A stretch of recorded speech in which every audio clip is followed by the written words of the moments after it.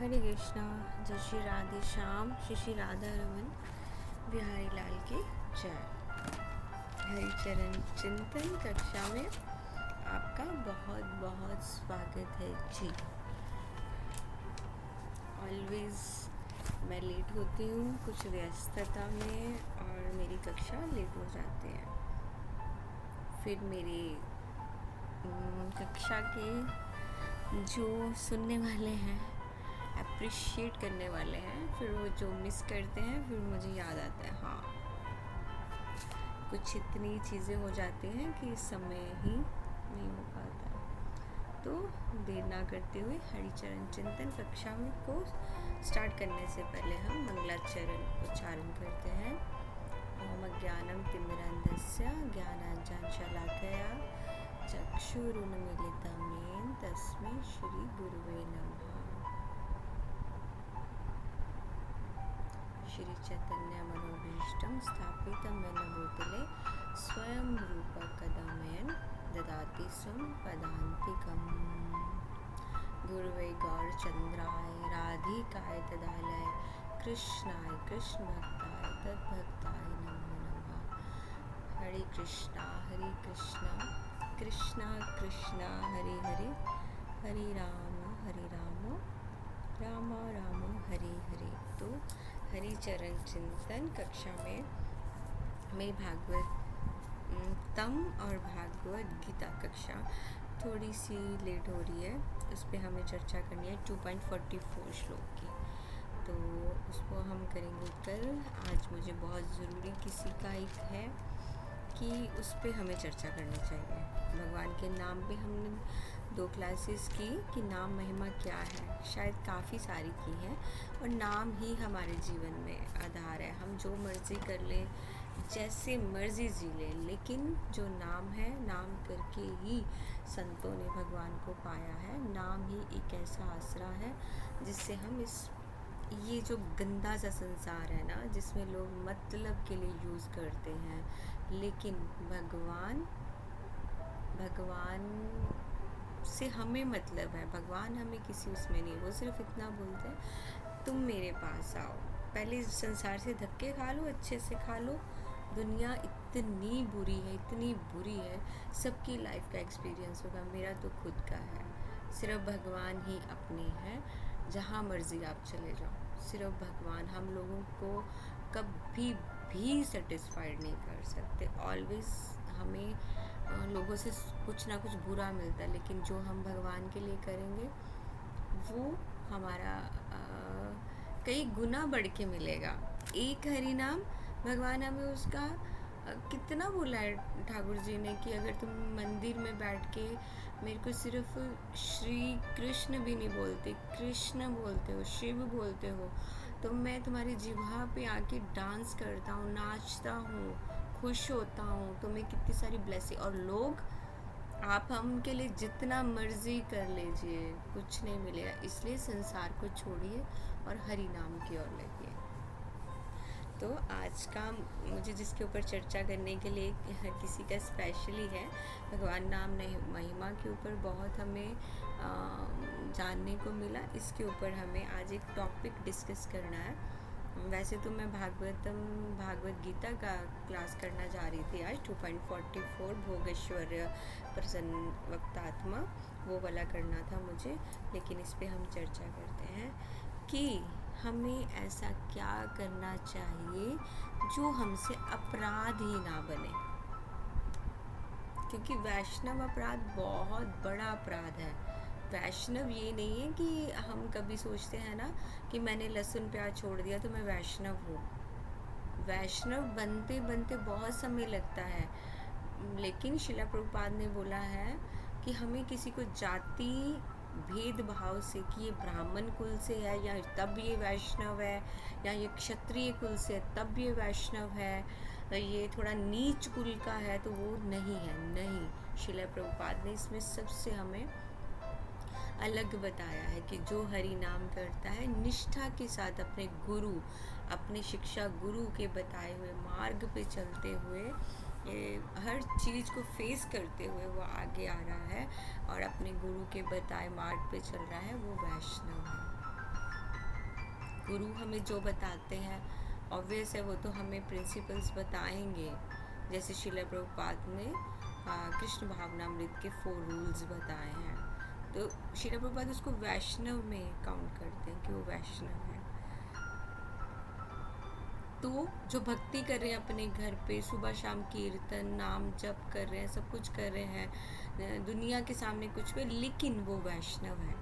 तो हमारा किसी के प्रति जिह्वा से या कैसे अपराध ना बने, उसके हम कैसे बचें, तो ऐसा क्या करें कि जो अपराध नहीं बने। तो एज ए डिवोटी, वैष्णव नहीं है हम, एज ए डिवोटी हमें क्या करना चाहिए, क्या करना चाहिए, इसके ऊपर हम चर्चा करते हैं। तो जैसे कि हमने बहुत सी कथाएं सुनी हैं अपने आचार्यों से, उनके रहने सहने से, हर जगह का महत्व है। सबको लगता है कि वृंदावन धाम, कोई भी धाम हो, धाम में रहना बहुत इजी है। Dham is a very very scary place. Dham में रहना सबसे ज़्यादा टफ है। धाम में हर कदम पे ध्यान रखना पड़ता है किसी के प्रति अपराध ना बन जाए। अगर धाम में आके एक माला जप करने से 100 माला का फल मिलता है, तो धाम में किसी वैष्णव, चाहे वो जप भी कर रहा है ना, अगर आप उस वैष्णव का दिल दुखा रहे हो ना, उसका अपराध आपको जीवन भर मुक्त नहीं कर सकता। वृंदावन महिमा अमृत में ये मेंशन है, अगर कोई धाम में रह रहा है, वो कैसे भी करके रह रहा है, उसको धाम के प्रति निष्ठा है, धाम ने उसको अपनी गोद दी है, लेकिन आप उसको बाहर निकालने के लिए बोलते हो कि चलो निकलो धाम से, जाओ जाके। अब कई लोग बोलते हैं, कोई माता जी हैं जो शरण में है धाम की, कैसे कैसे अपना, बहुत सारी चीज़ें हैं, अगर हम इसके ऊपर चर्चा करने जाएं बहुत है। लोग उनको कई कुछ कहते हैं कि इससे अच्छा तो यहाँ पे अपने पति की सेवा करे, ऐसे पढ़े हैं वैसे पढ़े हैं। उसका बहुत बड़ा अपराध है, बहुत बड़ा, क्योंकि Dham is a very scary place. अगर धाम में किशोरी जी ने उनको जगह दी है, धाम उनको रख रहा है, धाम उनके लिए पूरी व्यवस्था कर रहा है, और किसी और को उसके बारे में कहने का अधिकार नहीं। अगर आप जिह्वा से उसको ये बोलते हो कि तुम निकलो यहाँ से, तो उसके बदले में भगवान तुम्हारी व्यवस्था करेंगे, उस बात को तुम्हारे जीवन में आना होगा। भगवान उसके लिए आपका बिस्तर गोल करेंगे, आप धाम में आने के लिए फिर तरस जाओगे। इसलिए इस बात को हमेशा वृंदावन महिमा अमृत में प्रबोधानंद सरस्वती पाद ने स्पेशली लिखा है। कोई भी धाम में रह रहा है, चाहे वो कैसा भी कर्मा कर रहा हो, बहुत बुरा से बुरा भी कर्मा कर रहा हो, लेकिन उसका इंटेंशन क्या है कि उसको धाम में रहना है। तो अगर हम उसको ये धक्के मार के निकालते हैं या कुछ कहते हैं, वो सारा अपराध आपको आएगा। ये सब वैष्णव अपराध में गिने जाते हैं। तो हमें धाम में रहते हुए अपने जीवा से कुछ कहने के लिए 100 बार सोचना पड़ता है। तो ये जिसने भी मुझसे बोला है कि हमें क्या करना चाहिए कि अपराध ही ना बने, तो उसके ऊपर सबसे पहले तो थोड़ा वृंदावन महिमा अमृत को पढ़िए, उसको जानिए। प्रबोधानंद सरस्वती पाद ने उसमें बहुत क्लियर शब्दों में बोला हुआ है कि मेरी जो ये शरीर है, इसको मतलब मेरी बोटियाँ नोच ले, मुझे कौवे खा ले, मैं कुत्ते का जूठा जो है ना धाम में रहते, मैं वो पालूंगा, लेकिन मुझे श्री धाम से बाहर मत करना किशोरी जी। हे धाम, उनकी धाम के प्रति निष्ठा है, इसलिए कृपा करके कभी किसी को ऐसे मत बोलिए, नहीं तो धाम बहुत सत्य है। ये सब झूठ है जो आजकल की ये फेक दुनिया में रील्स और ये सब फेक है। ये जो रियल धाम है, अब प्रकट है, एक प्रकट है, वो हमारे सामने प्रकट होगा। ये प्रे करनी चाहिए, ये प्रे करनी चाहिए कि हे श्री धाम, हमें इन अपराधों से बचाते हुए हमारे चक्षु में वो प्रकट, जो अप्रकट है ना, वो प्रकट धाम में हो जाए, ताकि हम भी उस दिव्य धाम के दर्शन कर सकें और अपराध से दूर रहे। और ऐसी कथाएं हमने बहुत सी भागवतम में, श्री चैतन्य चरितमृत में हमारे आचार्यों द्वारा हमने सुनी है। लेकिन डर तो लगता है ना कि अपराध कैसे नहीं होगा। अगर जिसको ये डर लगता है ना, वो केयरफुल रहेगा केयरफुल तो रहना चाहिए, फेयरफुल नहीं, बिना डर के नहीं। शिला प्रभुपाद जब वृंदावन में घूमते थे ना, घूमते रहते थे शिला प्रभुपाद, तो वो बंदरों को देखते थे। तो शिला प्रभुपाद बोलते थे बंदरों ने सबसे ज़्यादा अपराध किए हैं, इसलिए ये घूम रहे हैं, चारों तरफ घूम रहे हैं। अभी हमने जैसे एक लास्ट क्लास में भी एक कथा सुनी थी, कैसे एक भक्त ने वैष्णव अपराध ही सुना तो उसको कुत्ते का जन्म मिला। किया नहीं था उसने अपराध, किया नहीं था, उसने जस्ट सुना। जैसे आप किसी का संग करते हैं ना, वैष्णव अपराध, मेरे ख्याल से ये वैष्णव अपराध की कक्षा जिसने भी मुझसे पूछा है, उन माता जी के चरणों में मेरा बहुत बहुत कोटि कोटि प्रणाम है, क्योंकि ये कक्षा 3 सेशन में होने जा रही है। क्योंकि एक भक्त ने वैष्णव अपराध को सुना, उसको कुत्ते का जन्म मिला, उसने किया नहीं था बेचारे ने कुछ भी। इसलिए हमें क्या करना चाहिए, हमें केयरफुल रहना चाहिए, संवेदनशील, केयरफुल, कि हम किससे क्या कह रहे हैं, क्या कर रहे हैं। हमें ये नहीं, हमें टेकन फॉर ग्रांटेड नहीं लेना चाहिए। हम क्या करते हैं ना, ठीक है वो माता जी ठीक है ना, वृंदावन धाम जाती है, अरे अपना घर छोड़ा हुआ है, वृंदावन धाम जाके बड़ा भजन करती है, भजन नहीं करती, अरे उनकी तो वो देखो ना, वो उनका ड्रेसिंग वो करती है और वो वैसा करती है। आपने क्या देखा है उनकी लाइफ का? आपने कुछ देखा है उनके बारे में? आपको पता है वो कैसे भक्ति करती हैं? अगर वो करते भी हैं वो अपने लिए करते हैं, तो हमें कोई अधिकार नहीं है। अगर हम उनके बारे में, या कोई प्रभु जी हैं, वो अपनी फैमिली की जिम्मेदारी नहीं निभा पा रहे, लेकिन वो भक्ति की ओर ज़्यादा है। शिला प्रभुपाद हमारे पास एग्जाम्पल है। शिला प्रभुपाद जितना भी उन्होंने बिजनेस किया सब उनका फ्लॉप होता था, क्योंकि वो उनका टोटली डेडिकेशन सिर्फ कृष्ण के प्रति था। यहाँ तक कि उन्होंने जब एक प्रेस, छपाई वाली जो प्रेस होती ना, उसका उन्होंने ओपन किया, उसको भी जो उन्होंने वर्कर रखा वही लूट के ले गया था शिला प्रभुपाद की लाइफ में, क्योंकि उनका ध्यान ही सिर्फ कृष्ण की तरफ था। तो अब कोई उनके ऊपर उंगली उठाए तो फिर उठाई है लोगों ने, अभी भी उठा रहे हैं। तो इसलिए इन चीज़ों को हमें ऐसे टेकन फॉर ग्रांटेड नहीं लेना चाहिए। अरे वो माता जी तो ऐसी वैसे, बिल्कुल नहीं। कम से कम वो भक्त तो है, वो आपके जीवन में, वो माता जी प्रभु जी आपको तो कुछ डिस्टर्ब नहीं कर रहे, वो अपनी लाइफ जैसे भी जी रही है या जी रही हैं, उससे किसी को क्या मतलब है। ये है वैष्णव अपराध। हमें ये सोचना चाहिए कि हम भक्तों के साथ कैसे डील कर रहे हैं। जैसे एक आग होती है ना, आग को जैसे हम आग के पास जाएंगे ना तो हाथ जल जाएगा ना, हम जल सकते हैं, इसलिए हम केयरफुल रहते हैं। इसी तरह हमें भक्तों के संग की बहुत ज़रूरत है, लेकिन भक्तों के संग के बिना हम भक्ति भी नहीं कर सकते। लेकिन भक्त क्या है, आग की तरह है उनका संग। सो केयरफुल रहना चाहिए, चैतन्य महाप्रभु ने जो ये अपराध है ना, इसको हाथी माता अपराध बोला है। हमारे भक्ति Rasamrita Sindhu nectar of devotion में भी इसको हाथी माता का बोला गया, हाथी माता अपराध। क्यों हाथी माता अपराध, क्यों? सबसे पहले मैं आपको ये क्लियर करना चाहूँगी कि भक्तों का संग आग क्यों है। क्योंकि जब हम भक्त देखते हैं तो ठीक है, वो अपने हिसाब से अपना नियम कर रहे हैं, अपना चैंटिंग कर रहे हैं, अपना ड्यूटी कर रहे हैं, और हम उनके बीच में जब ऐसा करते हैं, वो करते हैं, ऐसा बोलते हैं, वो करते हैं, हमें कोई अधिकार नहीं है उनको जज करने का।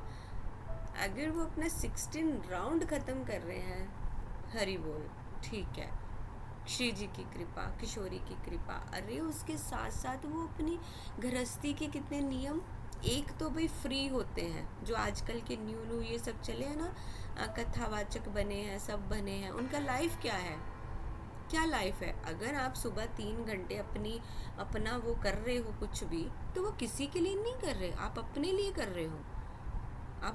कर रहे हो, उसके बीच में आप पब्लिक के बीच में बैठे हो, आपका लाइफ तो बहुत इजी है।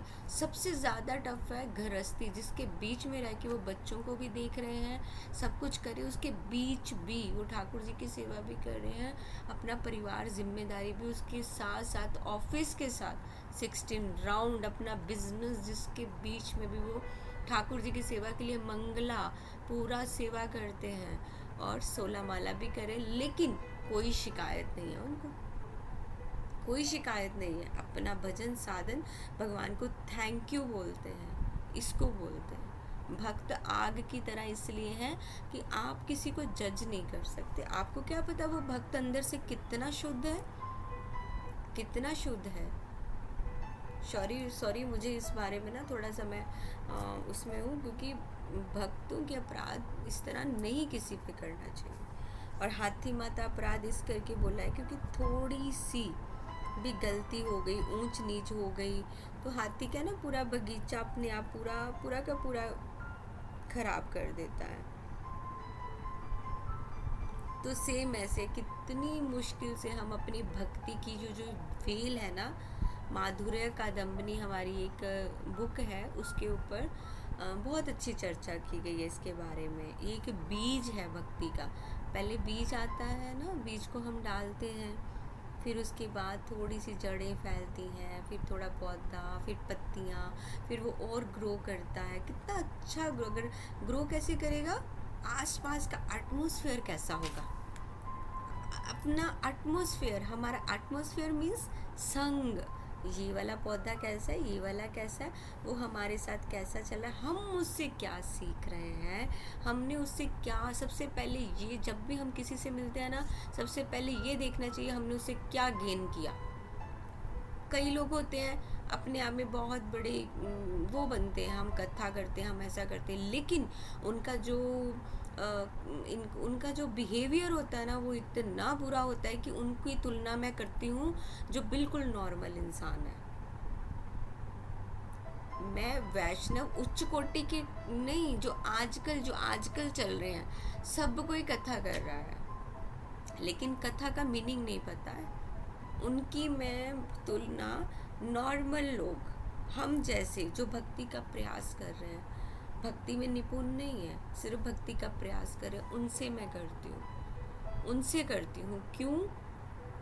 क्योंकि वो जो साथ में भक्ति की बेल जो दूसरों की निकल रही है ना, उसको वो अपने ही शब्दों से वो ध्वस्त कर देते हैं कि वो लोग फिर ऊपर उठ ही नहीं पाते। वो सोचते कि शायद हम में इतने अवगुण हैं, क्या हम इतने ही बुरे हैं। इसलिए हमें अपने संग को, साथ को, आग तो है ही है, लेकिन साथ में ध्यान रखना, ये जो भक्ति की वेल है, इसको सींच कर फिर पौधा बना, फिर बगीचा बना, लेकिन अपराध किया और सब खत्म। वैष्णव निंदा नहीं करनी है, निंदा हो तो वहाँ रुको मत, उसको जवाब दो, डायरेक्ट आंसर करो, चाहे उसका मर्डर भी कर दो, नहीं तो लीव दैट प्लेस।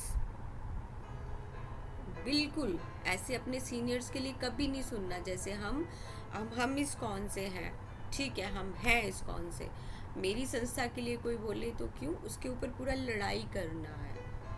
शिला प्रभुपाद ने हमें बहुत कुछ दिया है, और वैष्णव निंदा नहीं सुनना। मेरे एक माता जी हैं, मुझे पता है उनकी लाइफ कैसी है, कैसे, अगर उनके बारे में कोई वो करेगा, पूरा मुझे उसको एक्सप्लेन करना है, आप कौन हो। ये होता है भक्तों का भक्तों के प्रति प्रेम। हाँ, अगर कोई गलत है तो उसके लिए भी स्टैंड लेना है। ये तो ऐसे ही होगा, जैसे रोज़ हो गया, आपके पड़ोसी हैं, एक एग्जाम्पल छोटी सी ना, पड़ोसी है, वो आपके घर के आगे रोज़ कचरा फेंकते हैं, लेकिन आपको उसको बोलना पड़ेगा। आप ऐसा तो नहीं बोलोगे कि मेरे घर का डोर है, यूज़ मी, चलो यूज़ कीजिए, नहीं तो आप तो उनको बोलोगे ना कि ये मेरे घर का डोर है, प्रभु जी, माता जी, यो कचरे का डिब्बा वहाँ दिख रहा है ना आपको, उसमें फेंको। अगर हम नहीं बोलेंगे तो वो फेंकेंगे। वैष्णव अपराध एक थिन सी लाइन है। सेम हमारे कान जो कथा सुनते हैं, हमारे कानों में जो कचरा आया है, जब हम बोलेंगे, सुनेंगे, तो ये अपराध नहीं है। ना हम सुनेंगे, ना हम बोलेंगे, ना ये अपराध होगा। अगर हम कथा सुनते जाएंगे, कचरा साफ होता जाएगा। हमें लगता है कि वो बात बात कर रहे हैं, मुझे नहीं सुनना है, तो अब तो अपराध ऐसे नहीं है। भक्ति विनोद ठाकुर सज्जन तोषनी नाम से उन्होंने एक मतलब एक बुक भी नहीं थी, एक जो पहले चलती थी ना, क्या पत्रिका, हाँ, सज्जन तोषनी नाम से पत्रिका निकाली थी। उसके बहुत ही सुंदर एग्जाम्पल्स दिए उन्होंने। जैसे मंदिर में अपनी एक रिसिप्ट बुक बना लेते हैं ना, जो भी चला रहा है रिसिप्ट बुक बना रहा है, तो बोलना पड़ेगा कि ये टेम्पल में ऐसा ऐसा है, फंड इकट्ठे हो रहे हैं, तो ऐसा करना है। कि जो इकट्ठा हो रहा है तो रिसिप्ट बुक है। अब जो संस्था के लिए अच्छा नहीं है, आपने वो बता दिया सबको, तो ये अपराध है। लेकिन जो संस्था के लिए अच्छा है, आप वो सबको बता रहे हो, तो ये अपराध नहीं है। वो फंड कलेक्ट करना है, तभी तो संस्था ऐसे ही चलेगी ना।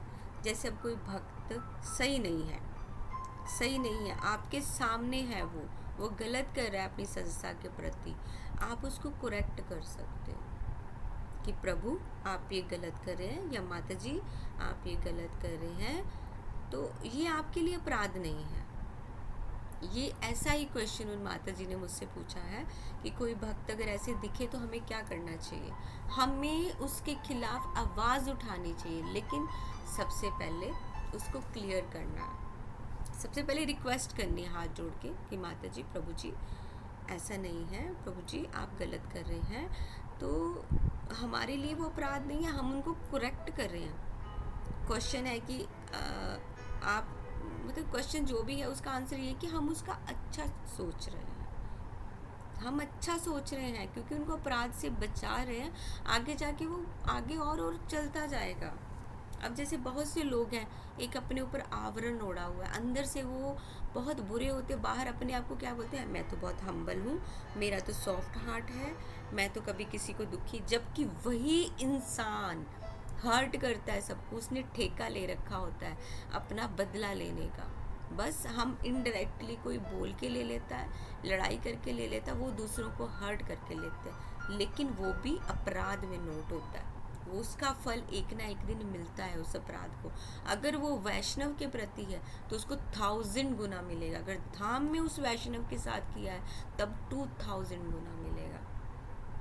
लेकिन अगर उस किसी को सही कर रहे हैं तो वो अच्छी सोच है। जैसे हमारे शिक्षा गुरु मेंटर हैं, तो उन्होंने बोला कि क्या हम उनको बोल सकते हो, क्योंकि वो हमारे शिक्षा गुरु, अगर वो गलत कर रहे हैं तो सॉरी, उसके बारे में तो मुझे इतना पता नहीं है, लेकिन शिक्षा गुरु हैं हमारे, वो मेंटर हैं, उन्होंने हमें भक्ति में लाया है, तो हाँ, हम उनको कह सकते हैं कि प्रभु जी ये ऐसा है, या माता जी ऐसा है, कि जैसे अपना भी भला हो, उनका भी हो, संग में है वो, तो करना चाहिए, बल्कि उनकी निंदा नहीं करनी है।